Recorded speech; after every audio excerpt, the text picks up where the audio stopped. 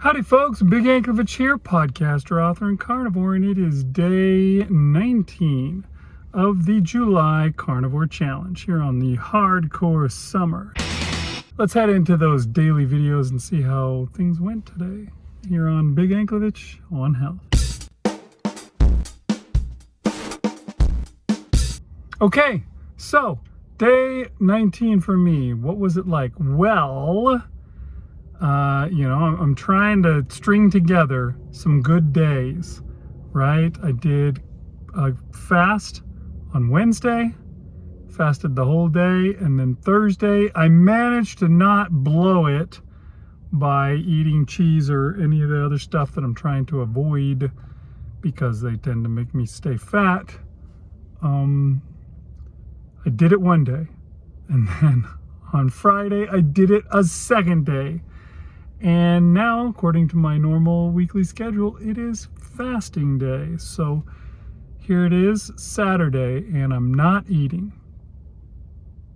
So how did it go? How is that working? Well, I'm doing fine with that. I haven't eaten, so that's good. When I weighed myself this morning to see how it went from the 2 days that I ate, my weight has stayed down. And my fat percentage, all that kind of stuff, has stayed down while being good. So that's good. So in general, it looks like things are working. I'm still doing the other stuff. Yesterday, I did 17,000 steps. And then this morning, I got up and I went walking again. And I'm almost 17,000 steps already again. So I think I'll do pretty good. And my fast should be relatively easy to do today because I have to work on Saturday this week. So that's why I'm in the car.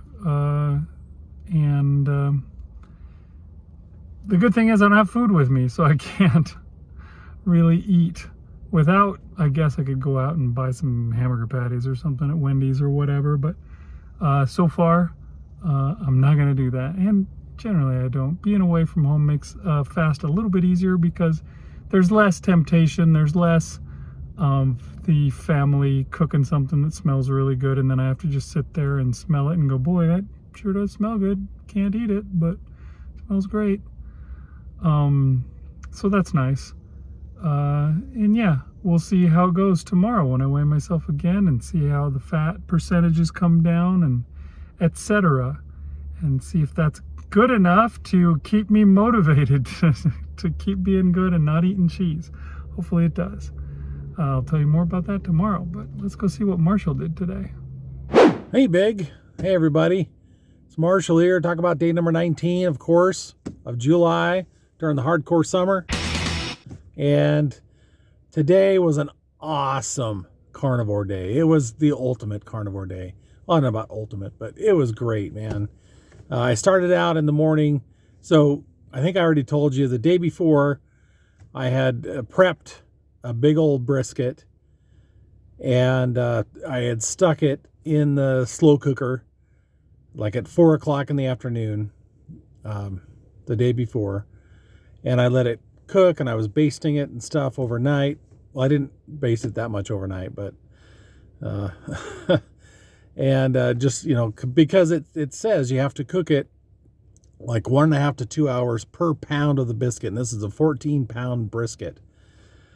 And I prepared everything and I put a rub on it, let that sit there for several hours. And then I probably should have done that longer. It says you should, the best is to do it like overnight. Just let that rub get in there and penetrate the meat.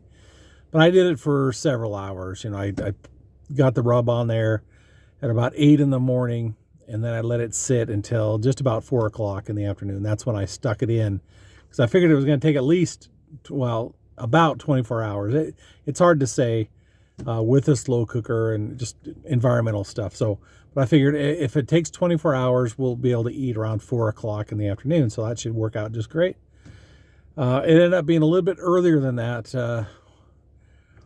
Time was it about 1:30, 2 o'clock maybe, when I figured it was done enough. I was taking the temperature of the brisket and it seemed to be the right temperature for that. And I probably should have let it sit a little bit longer before I cut it. I mean, I let it sit for a little bit, like a half an hour, but I probably should have let it cool a little bit longer, because that makes it easier to cut. And but I watched a video on how to cut the brisket and all that kind of stuff, and it turned out all right. I mean, my slices weren't as neat and nice as the guy in the video, but yeah, I was able to slice it up. It tasted good. The nice crusty stuff. Unfortunately, I don't know how I did this, because I knew I was supposed to cook it fat side up, so all the fat would drip down into. But somehow when I put it in the slow cooker, or not slow cooker, the oven, the roaster oven is what I used.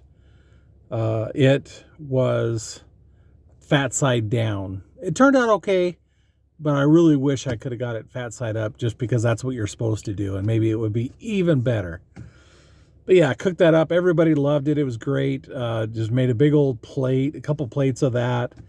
And, you know, there was still a lot of fat on it. And I tried to I was like keeping a little small bowl off to the side with some of the fattier pieces with the meat and the fat in it. Some of it was just plain fat. And we saved that too, but I don't know if I'm going to cook that up like Big does or not. But at least the dog might be able to enjoy some of that. And, you know, saved all the grease and all that kind of stuff. But, man, that was so good. So good. I mean, I've had brisket before.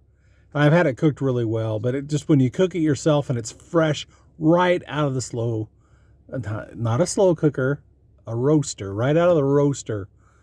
Man, it was good. That was I had so much. I can't even tell you. I ate just straight brisket pieces. I ate that bowl, all right, a lot of that bowl that I had with the fat and the meat pieces, you know, kind of the fatty pieces. I ate probably a little bit more than half of that, and then I had to put it in the fridge, and I came back later and finished that bowl off. But in between, I had a bunch of slabs of it, and oh man, brisket's the thing. You know, it is expensive, so it's not something we can always afford. But every time my wife goes to the store, I'm like, she asks me what I want. I'm like, hey, if you find a good price on brisket, I want to try that. And finally she did. Yeah, it was like a 14-pound brisket for like, I think she said like $45, which is, because you get a lot of meat out of that sucker.